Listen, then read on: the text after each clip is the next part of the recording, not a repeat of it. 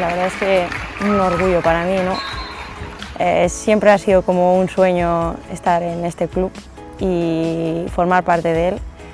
Y sabiendo que es mi primer año aquí y todo lo que he conseguido con mi garra y con mis ganas, pues para mí es un orgullo, la verdad.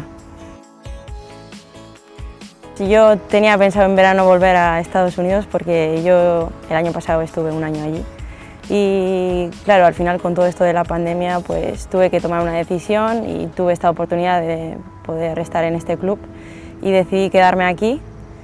Y yo en principio iba a formar parte de Liga Vasca, del C, y Iraya me dio la oportunidad de empezar con el filial y de ahí pues me hicieron ficha con el segundo equipo y luchando y con muchísimas ganas y mejorando cada día, pues no sé, al final con mucha ilusión y con las ganas se puede llegar a donde quieras. Sí es verdad que técnicamente tengo mucho que mejorar y es algo que sé que tengo que mejorar y lo estoy poniendo en práctica.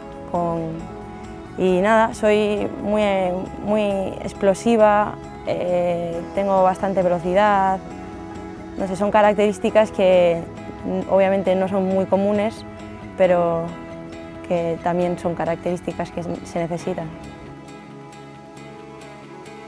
La verdad es que la acogida es muy buena. Al final son compañeras muy buenas y yo si me tendría que fijar en alguien del primer equipo que creo que característicamente es alguien y personalmente muy top, es Moraza. O sea, al final sus cualidades me parecen increíbles y si me tengo que fijar en una jugadora del primer equipo sería ella. Para mí esto es como un logro por todo este año, por todo lo que he luchado. Yo no me lo tomo como una presión de decir, jo, ahora tengo que estar en este equipo, en primer equipo, porque no. Yo esto ha sido como, hostia, todo lo que he luchado, todo lo que he mejorado y todo lo que he peleado este año ha servido para algo.